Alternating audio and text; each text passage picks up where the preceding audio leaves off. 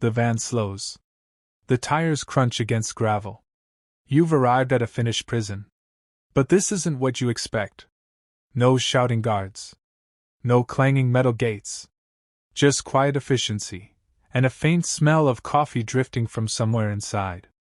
Welcome to a system built not on vengeance, but on normalization, a belief that the punishment is losing your freedom, not your humanity. Your first step inside feels almost clinical. A correctional officer, polite, professional, greets you by name. No barked orders, just, "This way, please." You pass through a security scan, hand over your belongings, and begin the intake assessment. A quiet room. A desk. A computer hums in the background. You're asked about your health, your history, your habits. Substance use, education, family, all noted. Every inmate here receives what's called an individual sentence plan. It's not a slogan. It's your map through the system, listing the programs you'll complete, the work you'll do, and the education paths open to you. This is how Finland's prisons start, not with humiliation, but with evaluation. Now, let's talk about where you'll live. There are two types of prisons in Finland, closed and open. You're starting in a closed prison. It's secure, yes, but not severe. The buildings are small by design, rarely housing more than a few hundred inmates. Your cell door opens. Inside, a bed, a desk, a small shelf, a private toilet behind a partition, a television, a phone line to contact staff. The walls are pale, not peeling, not damp. It's sparse, but not degrading. By law, each prisoner must have a minimum amount of personal space. If your sentence goes smoothly, you might move later to an open prison. That's a different world altogether. No walls.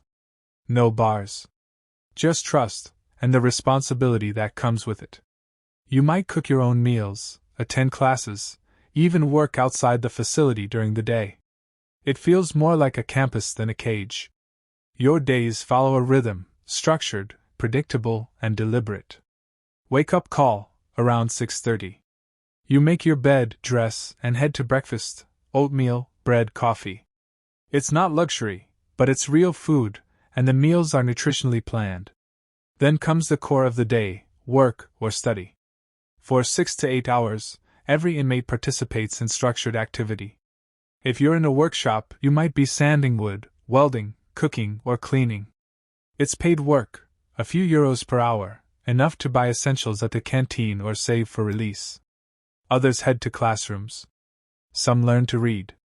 Some study for degrees online. Education here isn't a privilege, it's part of the sentence. By lunch, you'll notice something else. People talk calmly. There's no tension in the air. The staff move among inmates without fear, the respect goes both ways. After lunch comes more work, or perhaps counseling.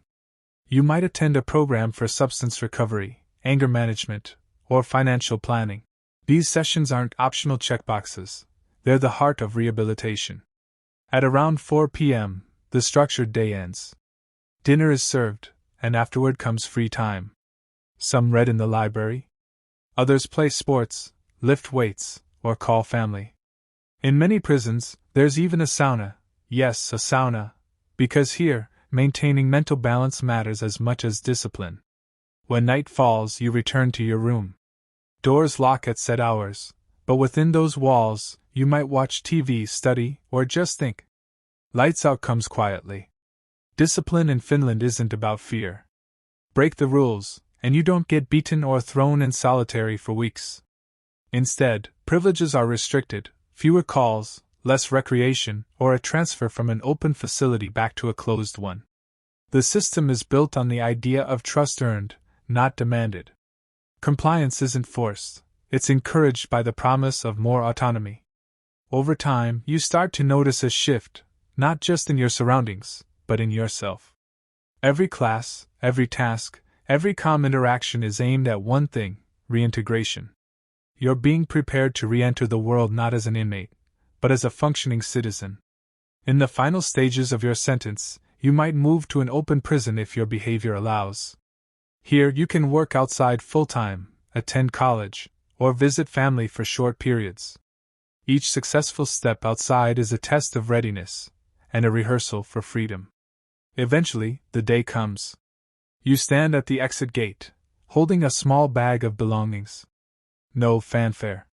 No drama. Just quiet release. The Finnish model believes that who you are when you leave should be better equipped to live without crime than who you were when you arrived. It's not mercy, it's design. And that's the heart of it. A Finnish prison isn't about breaking you down. It's about rebuilding what might have been lost. Respect. Routine. Responsibility. Freedom, in the end, isn't handed back, it's earned, one day of structure at a time. And as you step into the open air, you realize the most unusual thing about a Finnish prison isn't how it looks. It's how it treats you, as if one day you'll belong out here again.